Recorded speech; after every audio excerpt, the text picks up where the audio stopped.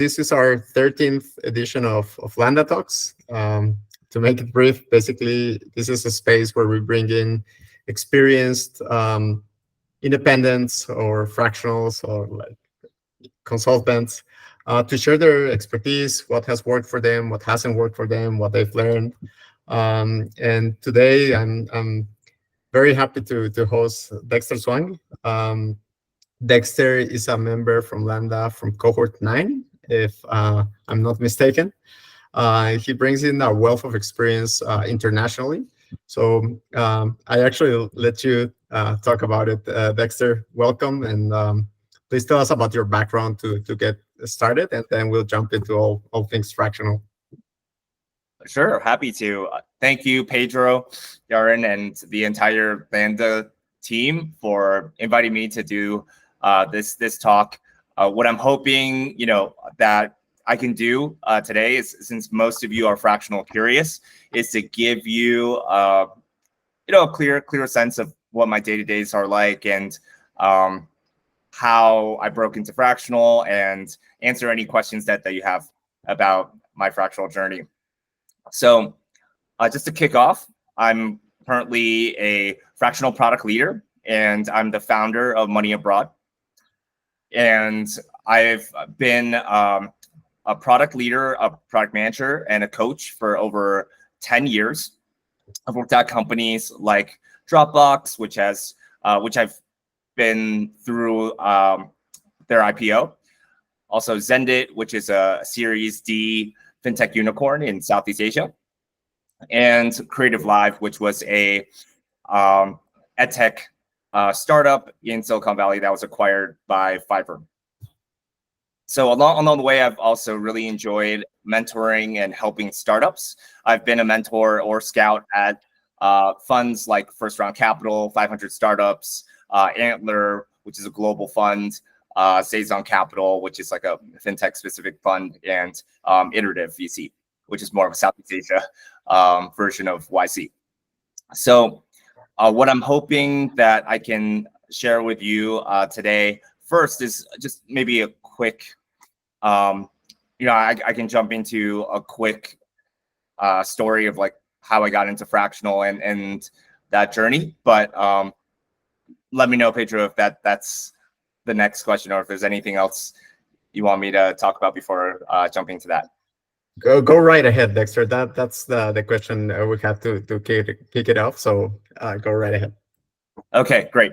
So I'll just kick things off by painting a picture of where I was when I started my tech career. I started my tech career in San Francisco, and in 2013, I moved from my college in the U.S. On the East Coast to the West Coast to San Francisco to start working in tech in Silicon Valley. I was very inspired by tech leaders, product management.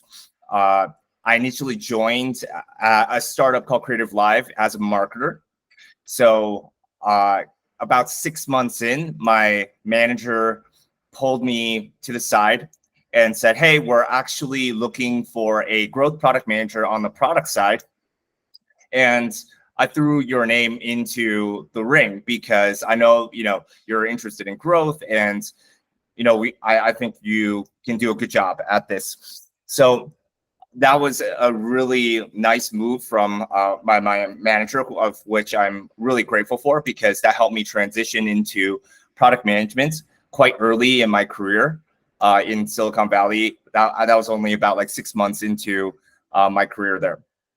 Afterwards, the company that I was in was a Series B startup. We were maybe about like 70 people. I was learning a lot because we had a venture firm called Saison Capital, which was started by the former head of growth from Facebook. And one of the things they were known for doing was they would like drop in basically like consultants or advisors into your company. And that was maybe like my first exposure to what do advisors do for startups and what do consultants do, because they kind of played that role. So I would work with actually some of these consultants from Social Capital Partners who were former staff from Facebook. This was right after the IPO. That's when they left and joined this firm. So I got a chance to see, okay, how does the head of data from Facebook work? How do these, really smart growth people do their work from Facebook, and learned a lot from that. However, the company itself wasn't growing as fast as we wanted. And as a result, my learning was kind of capped. So I decided to look for externally another opportunity where I could work with more senior kind of product and growth leaders. And that's when I started talking to a bunch of different types of companies. I ended up at Dropbox and was able to go through the growth, was able to join in kind of like a product growth kind of capacity, and worked on our web growth and also our mobile growth until IPO. So that was a great experience for me. And then I moved internationally. I first took a travel sabbatical for about a year, traveling around Southeast Asia, Europe, and South America. And then I discovered there's quite a lot of opportunity in Southeast Asia. This was around 2019 to go and build new things in technology. So that's when I decided to move to Singapore. In parallel, at that time, I started doing my first kind of part-time product coaching, and that was a gateway for me to start doing more fractional or kind of part-time work in tech. Product coaching to me was helping people get product jobs and also level up as product managers and product professionals in technology companies. After I was in Singapore, then I joined a company called Xendit, which was kind of like a Stripe for Southeast Asia. I was there from our Series B to Series D, and I managed a whole host of products that grew to from 3 staff to 10 staff within product management, and then over 70 people across the entire group, including engineers and designers.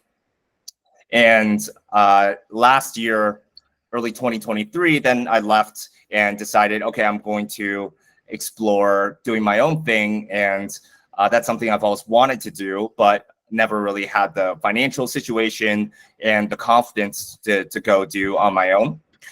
And in early 2023, that's when I had those things. And I felt like I had learned everything that I wanted to learn from Xendit and a full-time kind of product leadership kind of role. So when I left, then I started doing advising first. And that was advising startup founders that were in the Series A to B kind of stage. And I started Money Abroad, which is my course in content business that helps busy professionals abroad build financial independence.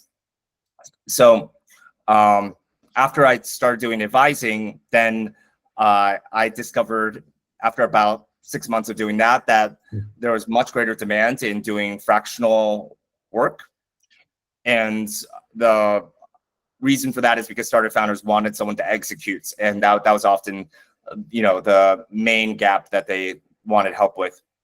So about 6 months after I started doing this advising work, then I moved from Singapore to Mexico City, where I'm based right now. And in Mexico City, I started doing more networking with VC investors as well as startup founders and meeting other clients.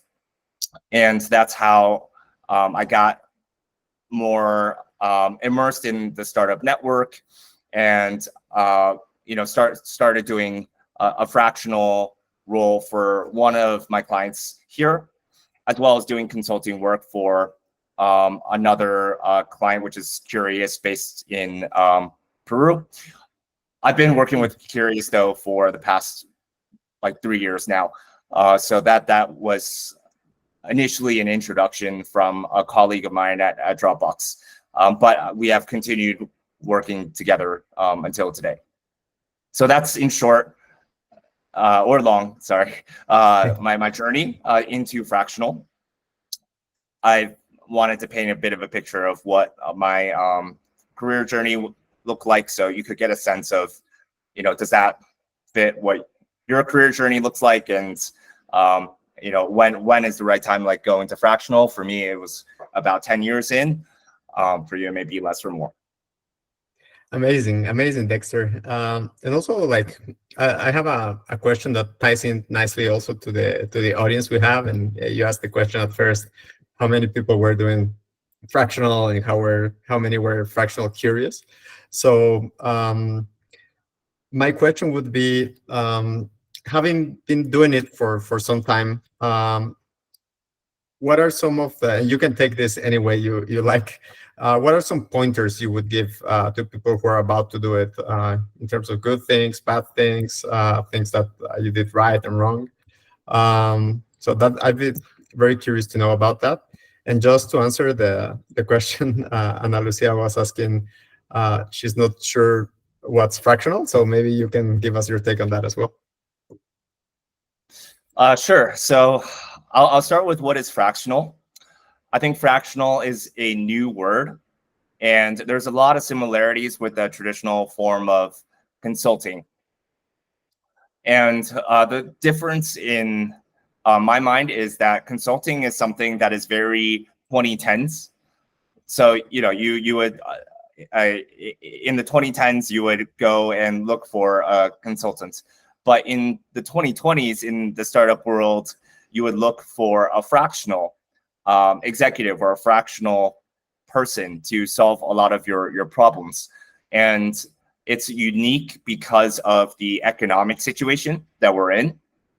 So the economic situation that we're in is that in the 2010s, you had a lot of venture capital funding, so startups could go and hire whoever full-time.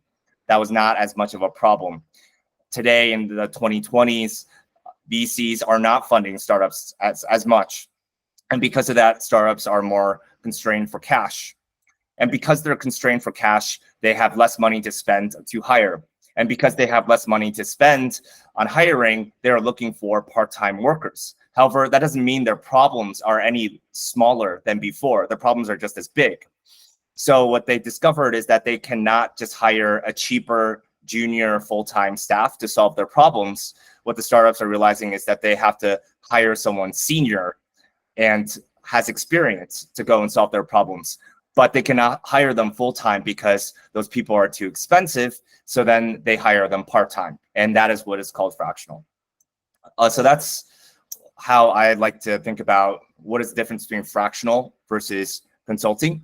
There's that kind of economic context that's important. And then in terms of tips, I think everyone else asks, how do you land your first clients? I think that's one of the biggest questions. So I can maybe first share my sources for my first 4 clients where I've shared this before, actually in my newsletter. So I had one client that was from a referral from a colleague. I had another client that was a referral from a VC friend. I had a third client that was not a referral, through my direct network, a founder friend who I spent time with expressed interest in getting help. And client 4 was inbound. So I had a founder actually contact me through my personal website and set up a discovery call, and we chatted and looked like there was a fit. So those were the sources for my first 4 clients. And I started doing fractional work when I was in Southeast Asia, before I had moved to Mexico. And when I was in Southeast Asia, I started off with advising as my service offering. This was because I wanted something that was a little bit easier to start with. But honestly, I probably should have just started with fractional work, because I think there's a lot more demand for that. I initially started with my network of startup founder kind of friends. The startup communities are generally very small in Southeast Asia. It's similar to Mexico. They're very small in Mexico as well. And I gained some interest from founder friends who are in the seed Series A stages who wanted help on growth and products. Now that I'm in Mexico City, what I did was I started with a lot of on-the-ground networking with founders and VCs because I'm new to the startup community here. And after chatting with a lot of founders and VCs, I could get a clear pulse on what were the problems that most of these founders were wrestling with and come up with some service offering for that. While I was doing the networking, then I could find people who could refer me and help me get referrals. And that's actually how I found out about Landa Club as well. Someone was like, hey, looks like you're trying to do this fractional thing. Maybe you should, check out Landa. And he referred me to Chuko at the time. So those were how I got my first clients. And my tips for that would be to avoid some of the common mistakes that I see first-time fractionals make, and I've also made some of these mistakes as well. So this is not, I'm not a perfect fractional by any means. I'm also learning a lot, just like everyone else. But one mistake I've seen is to not focus enough on standing out. Right? So you have a unique background and set of experiences, and you need to develop your service positioning in a way that it cuts through all the noise. So what is special about you in the market and your service offering? And by the way, you're not going to get this immediately. This is something you'll refine based on like feedback you're getting from the market. I know a lot of people who are just starting out are afraid. They're like, oh, but like I haven't figured out what my special thing is. That's okay. Just put yourself out there, and eventually you will get feedback and you will iterate to that unique offering. The problem here is that I notice fractionals tend to tell like a very long kind of biography or life story about what their offering is to the founder, but instead, I've seen that founders typically prefer like, just give me the bullet points, like 4 or 5 bullet points of what you're offering, and I will consider that. The other problem is that the pitch is often not tailored to the company. So what I mean by that is you probably have a service that is, in my case, that would be product management, fractional kind of product management or leadership work. But I had to still tailor that to the company. So if I am talking to let's say a fintech company, then I would highlight, my fintech background that, okay, I've worked, for 3 years in one of the largest fintech players in Southeast Asia. And I have experience across blah, blah, blah domains. And it sounds like you're actually struggling with those same domains. So I can bring that expertise, and that can help you avoid a lot of mistakes, save a lot of money, and probably move faster. That would be an example of how I would tailor. The other thing that I would share as a tip is to treat yourself as a product. So consider how you would also package yourself to differentiate. And one easy exercise I'd like to suggest to people to do, including I'm running a cohort right now with some people who are trying to do more fractional work. So one thing I've suggested is asking your clients what alternatives have they already tried before talking to you. So have they already hired someone? Why did they fail? That's really important to know. Have they already tried an agency? Why didn't that agency work?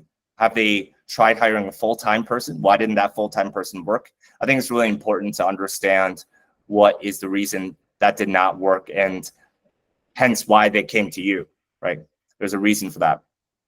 And then once you identify those reasons, then when your clients describe your service to other people, ideally they'll say something like, well, this is like the other alternatives we tried, but here's why, Pedro's service is different, right? They would have a clear sense of like why your service is different from like the other things that they tried. So those are a couple tips that I want to share. Amazing, Dexter. A lot of interesting tips there. I just wanted to say, like, we have some questions in the chat. We'll leave a space after we finish a couple more questions so that people can do open Q&A, and we can also go through the questions in the chat. So bear with us, please. So in terms of positioning, you obviously have a very successful newsletter, Dexter. You also do like a lot of content creation. And I'm very curious of how you balance this content creation piece, which is very like taboo for many like first-time fractionals or people looking into that, with actually your responsibilities in the day-to-day with your clients, with business development. So how do you balance your time so that you still create like high-quality content? Because from what we've seen, it's very nice, very well put together, very thoughtful. So I'm curious about your time management skills there. Thanks, Pedro. I think you guys are putting together this type of content as well. So feel free to add on to what I'm going to share.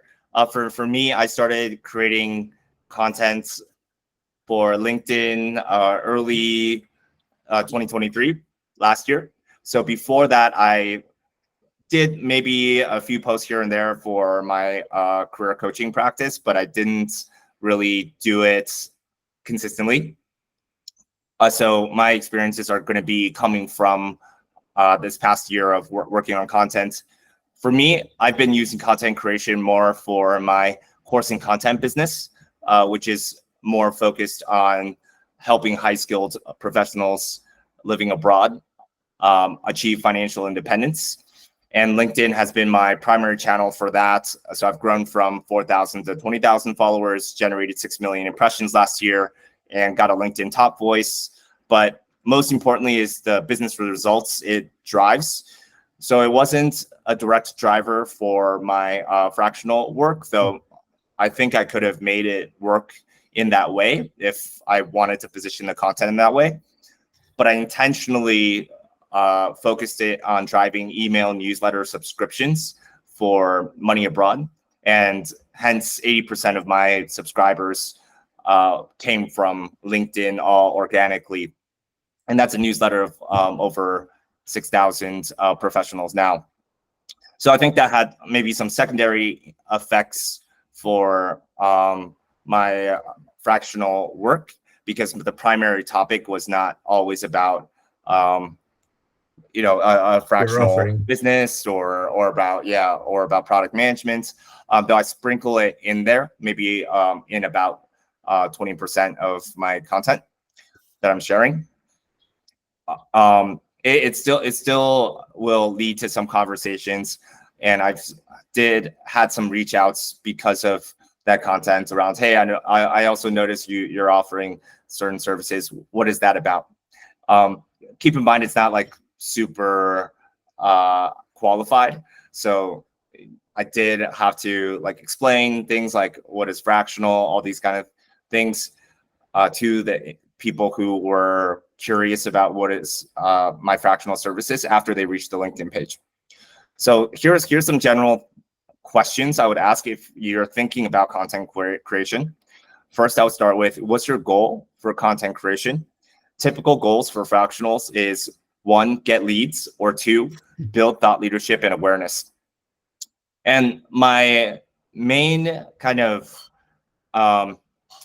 tip here is keep in mind like your ROI on your limited time. Most fractionals I know have family, or they're busy with multiple clients, so they don't have a whole lot of time. So I think it's really important to understand where your content goes in your portfolio of your time investments. If you have good leads and thought leadership already, like people are aware of your offers, then you honestly don't need content to get started or to ramp up your offerings.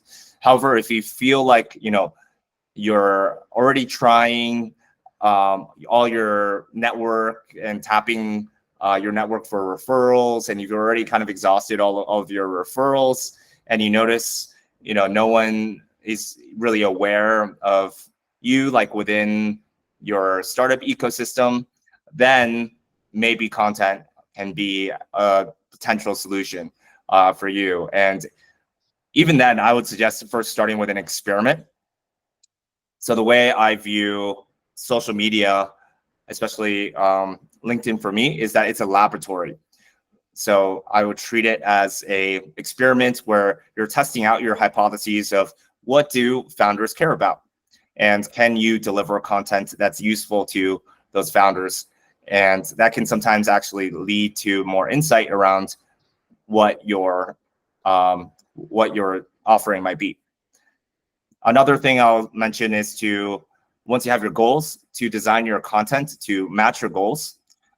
The third thing is to pick your channel. Many people will probably hear you use LinkedIn for fractional work. Number 4 would be pick a format that you actually like doing. So some people prefer video, some people prefer writing. Personally, I like writing. So that's super important. And the reason for that is because sustainability of actually creating content is key. And then number 5 is to start with, not that many posts, like 1 post a week. If you want to try this, I've seen people do 1 post a week and get a lot of ROI out of just that 1 post. And the last thing is to learn from what content actually performs well, and then use that to inform your service offering, right? Like use that to inform, okay, founders seem to care about this. Maybe I'll position my offerings towards what the founders care about. Amazing, Dexter. Thanks for that. I have a couple more questions, but I'll just ask one more and then open it up to the audience and to the questions in the chat.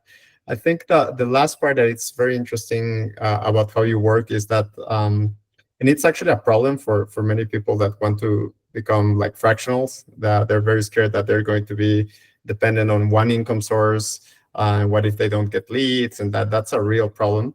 And I know you have like a portfolio strategy where obviously you have your newsletter, you have your fractional practice, you have some other investments. So I'd be curious to know, how do you think about that, and how is it working for you? If you don't mind walking us through those. Sure. Yeah, I'm happy to share the revenue kind of distribution of how, like what's the breakdown of like service to product revenue. So currently in my portfolio, the way I think about it is that I have some revenue that's service revenue, and that includes my fractional work, that includes consulting, advising, coaching, where I still do some one-on-one coaching sometimes. And then the other bucket is my products and affiliates, advertising. So in terms of the split, service still drives 80%, and then the products and affiliates drives 20%. And based on what I've seen from other consultants and fractionals, that's pretty in line with how people kind of get started with doing products. It takes a while to kind of ramp up. It's typically not like a immediate, like, boom, all of a sudden your product revenue is going to eclipse all of your service revenue. But service revenue is a great kind of foundation for my portfolio right now, while I grow the product revenue, so that over time, what I'm aiming to do is to shift the revenue distribution so that in the portfolio, it's 50% of revenue comes from services, and then 50% comes from products. Then I'll have a lot more options in terms of like where I want to make investments and how I want to spend my time. I like to think about optionality. Right now, in terms of time investment, roughly 1/3 of my time goes into the services, while 2/3 of my time goes into the products. So realistically, products just take a long time to develop, and they require a lot of upfront time investment. And products are typically lower ROI in the short term, so that's something that you really have to budget for, right? You have to be willing to invest,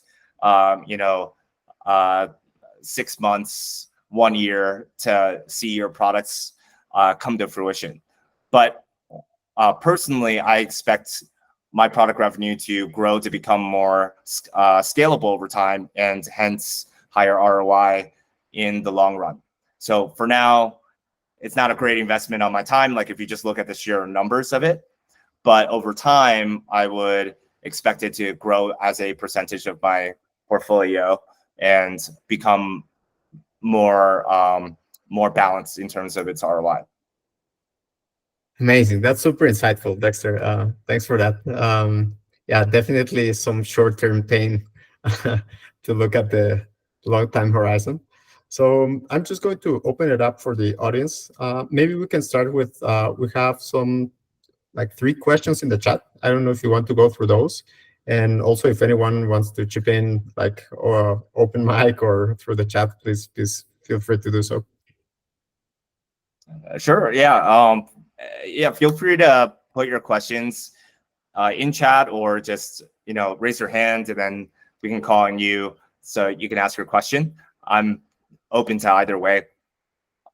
I'm looking at the chat right now, and I think the first question from Anna was, I'm not quite sure what's fractional. I think we've answered that. We covered that.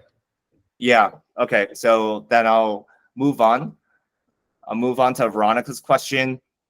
Veronica asks, in your experience, how much of the work at this level is strategic versus executional?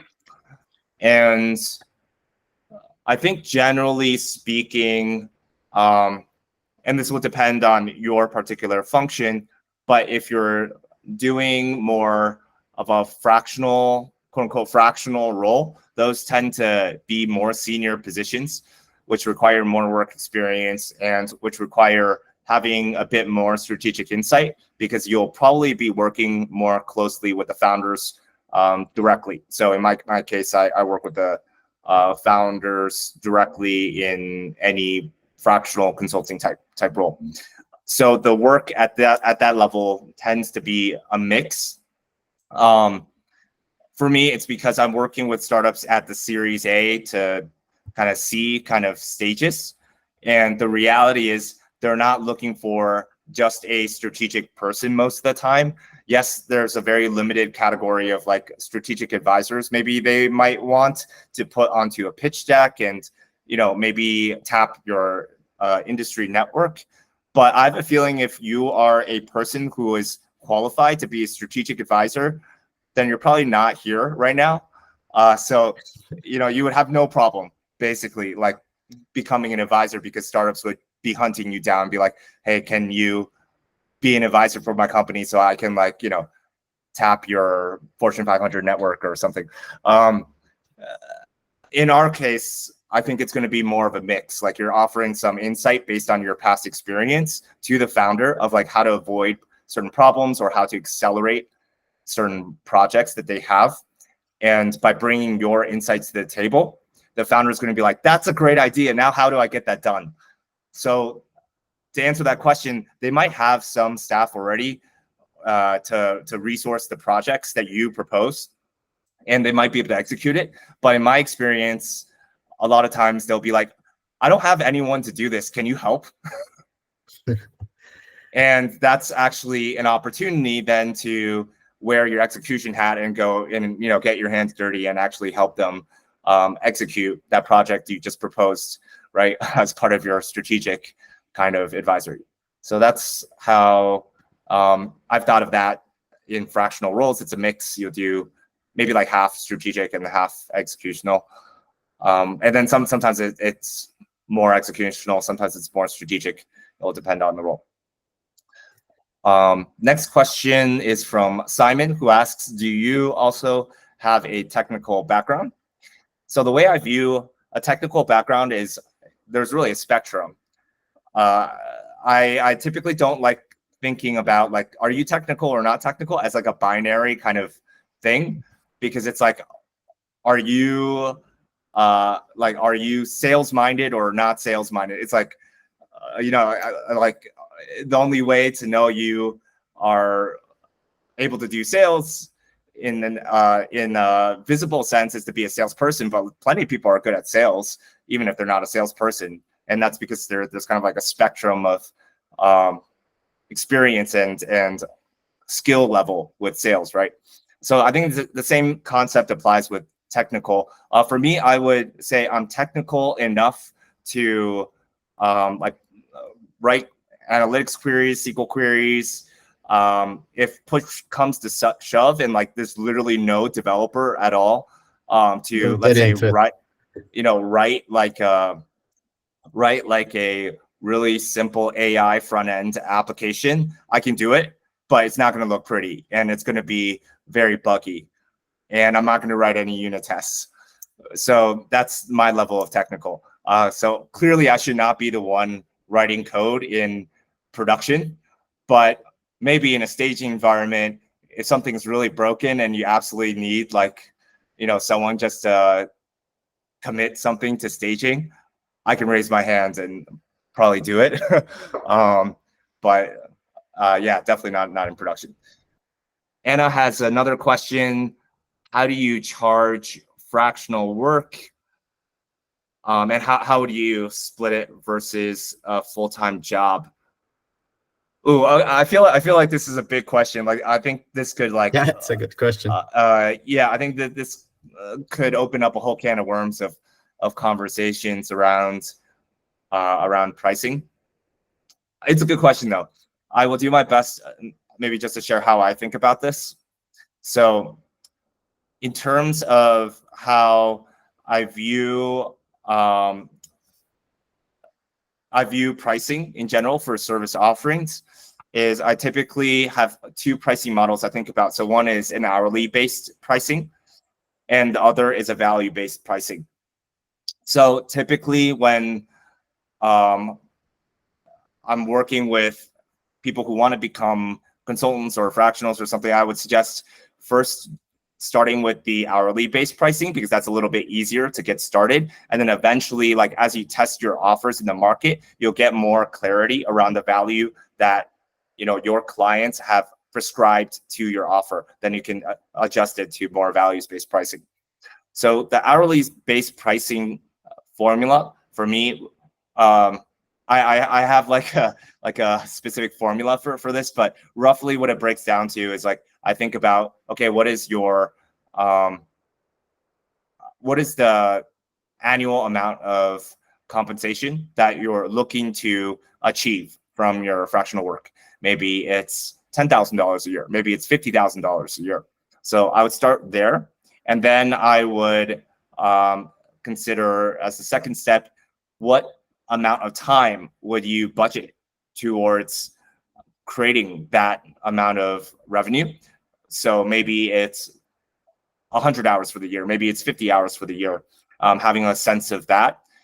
Then deducting a certain percentage of that, because as a fractional, you're probably going to be spending some time on operations, just managing your client billing or marketing yourself, generating leads, having discovery calls. So I would consider all of that operational overhead. So I would then deduct your number of like billable hours by, let's say, 20% or so. And then after you have your number of billable hours, then you can actually define, then you could just do the math of like, okay, here's the amount of revenue I'm looking to generate divided by the number of billable hours that I'm looking to produce. And that's how I would arrive at a dollar per hour that I would be targeting, and then testing that with founders. What I would also do is just consider the tax implications. So it depends on what country you're based in, but there might be self-employment taxes where you're based. And so I would also add those self-employment taxes onto the hourly rate as well. So when you're paying yourself, you're also taking into account the self-employment taxes. Once I have the hourly rate, I will then create also retainer-oriented kind of packages. So I will translate that into a potentially like a monthly retainer or a quarterly retainer. So I think about, okay, how, like if I were to create a monthly or a quarterly kind of retainer package, then I would use the hourly rate to determine the math behind it.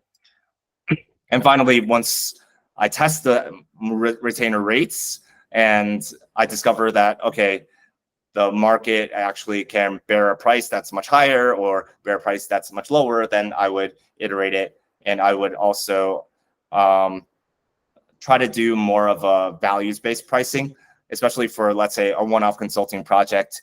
If you're doing, let's say you're a marketing consultant and you're doing like competitive analysis, right, for a client. And that competitive analysis project is just, a single competitive analysis for, let's say, Mexico. So only you know how long that's going to take you. For the client, they don't care. They just want the output of, they just want the deliverable of the competitive analysis. But from your side, you know how many hours that takes you. So you can use the dollar per hour number that you create to then define the project price for that competitive analysis. So if you think, okay, this is going to take me like 10 hours, then at the minimum, you should be charging a price of 10 hours times your hourly rate for that competitive analysis offer. So that's in short how I would define the hourly based pricing or time based pricing and the values based pricing. Thanks for that, Dexter. Very thorough, and it was a very good question. So I think we're out of questions in the chat, but we still have time. So if anyone wants to jump in, ask an open question, or leave one in the chat, please feel free to do so. We still have Dexter for some more time with us. Yeah, please share some questions. I can start with one, and thanks, Dexter, for all the insights. Super interesting. So going back to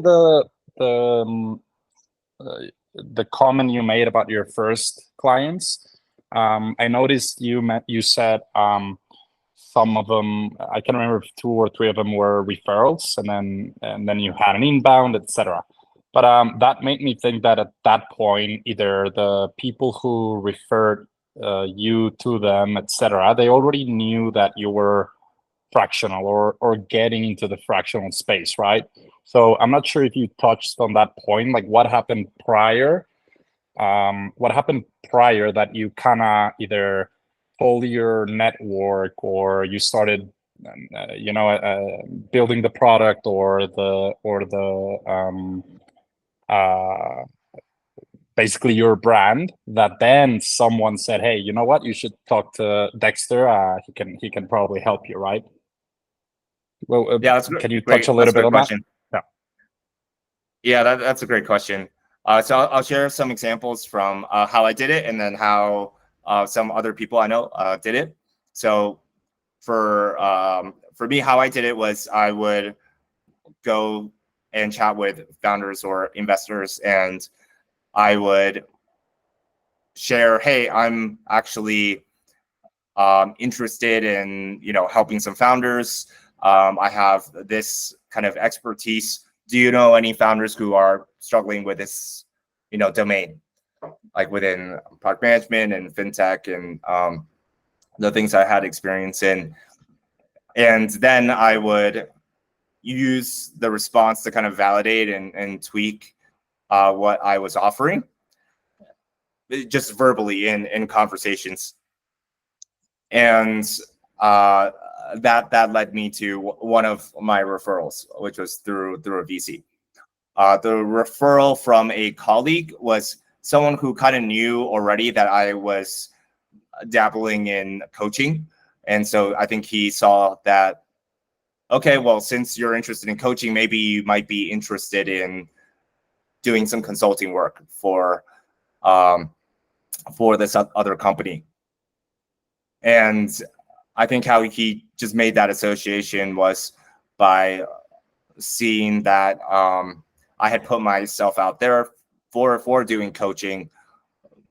I think I verbally had talked about it with him at some point, but also he probably also saw on my LinkedIn that I was doing some coaching.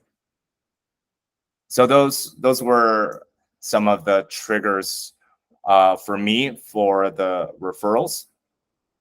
If I could go back and do it again, I would probably just write like a short blurb. I didn't do a great job at this, but I would have written like a short blurb that I would have sent over to people that I met. Instead, I had a link to my website. Like I have a personal website with a page that I created for my fractional offering. and I'll just link them to the website. I think that's okay, but ultimately you want to tailor your offer to that particular client's needs. So I think it's better if you can just write like 5 bullet points about how you can help them specifically. I would also say use use like that blurb to then share with other people in your network who could be promoters of you. And when I mean promoters, I mean people who maybe don't have a role available, but they are community leaders, they are investors, they are people who know a lot of potential clients. They might be an angel investor. If you're working with startup founders, then an angel investor is great, especially one who's like very active in the community. And I would pass that blurb to them, or set up conversations with them. An example of this is I just featured someone else in the Money Abroad newsletter. His name is Taylor Crane, and he had created a blurb initially that he shared with Slack communities that he was part of. He used to be a former founder, and because of that, he was already in a bunch of founder Slack communities. So when he exited his company, then he wanted to start doing fractional work. He went to the founder Slack communities and then shared that he was now in the market for these fractional roles, and that led to one of his current clients. So that's an example of how you can use that blurb to then share with promoters or share within communities. Hector, did that answer your question? Yes, it did. It did. Thanks, Dexter. Super insightful. Yeah, no worries. And Veronica has a good question. Any horror stories? Bad experience. I think fortunately I haven't had like any horror stories to the extent of like I've heard some crazy stories from consultants who have like worked for their client for 6 months and then never got paid, and then the client disappears. That has not happened to me, fortunately. Knock on wood, never does. But one thing that I didn't think too much about in the beginning, and I wish I did, is thinking about like the longevity of the relationship that you're building with your engagement. So what I notice about great fractionals is that they tend to build like a really durable relationship with their client for a long time. Like engagements last for a year, 2 years plus, right?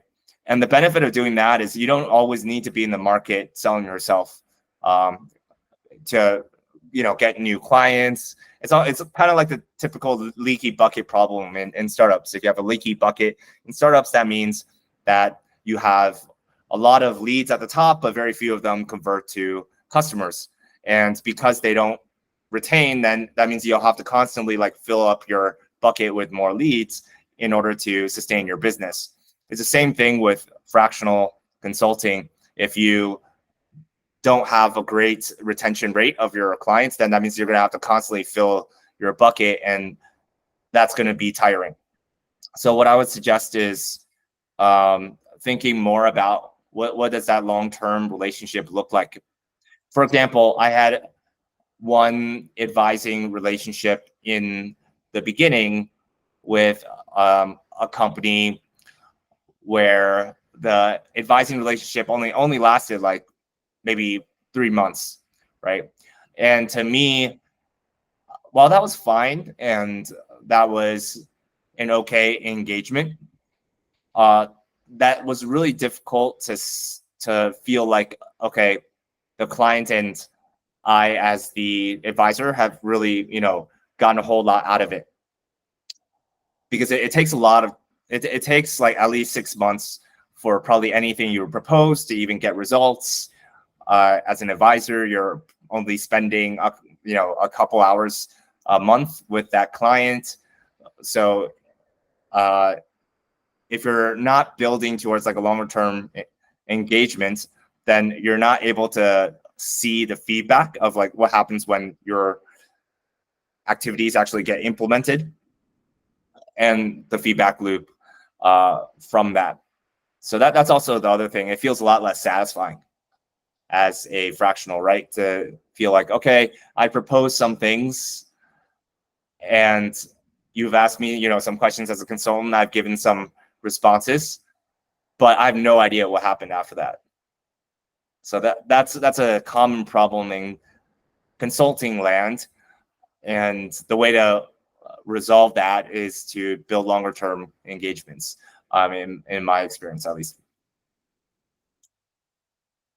Because longer term relationships with clients at the end lead to investment opportunities from your experience. From Simon, that's a great question. I'll be transparent that I started off with Curious as a advisor. And Curious, for those of you who don't know, they are a YC-backed B2B edtech company for LATAM. And I started working with them in 2020 and later became an angel investor as well. So I'm biased. I've worked with them in both kind of capacities as an advisor as well as an angel investor. And so the short answer is yes. Sometimes like having that longer term relationship with a client can lead to investment opportunities. Because when I saw that they had gone through YC, then I just chatted with the founders at that point in time and expressed interest. So I would suggest thinking about angel investing as a just one bonus as part of the portfolio.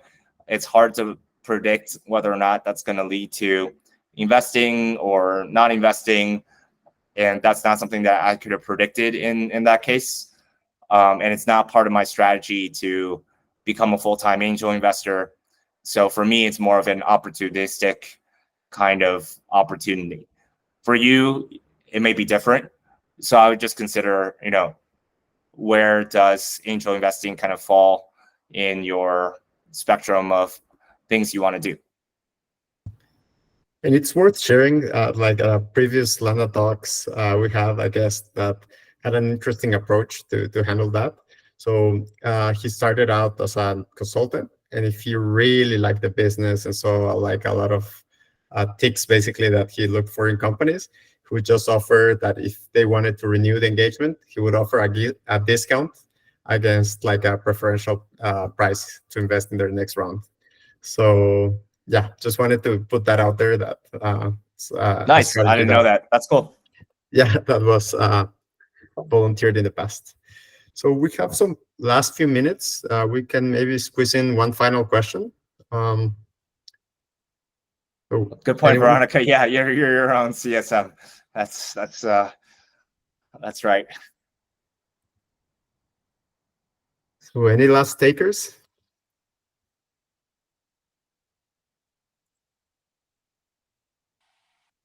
I'll go for the last one. Dexter, do you feel like you work more or less hours than what you did when you were in tech, in like your 9 to 5? Knowing that obviously right now you have, I think, a lot more control about the overall hours that you work. That's a good question. Yeah, I think my honest answer is that I probably work the same number of hours, but I just like doing it more. Yeah, so I think there is a world in which I could have set this up and structured it so that I would work less hours.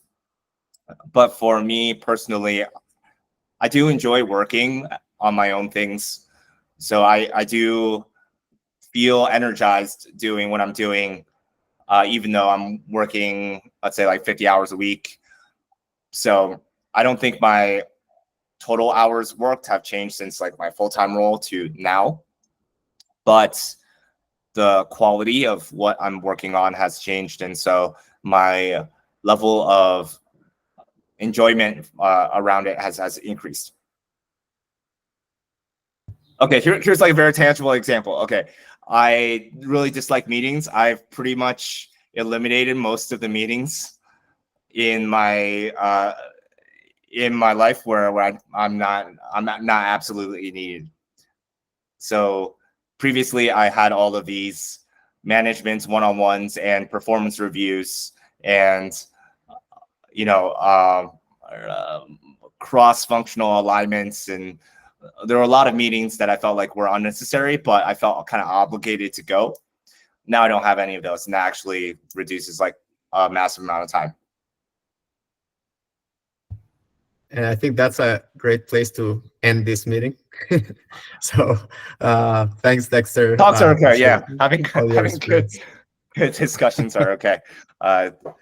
So thank you, everyone. Yeah, for having me, and thank you, Pedro, for organizing this. It's been amazing to chat with all of you. If you have any questions, feel free to just email me at dexter@moneyabroad.co, and I can share my contact details with Pedro afterwards. So you guys can reach out if you have questions.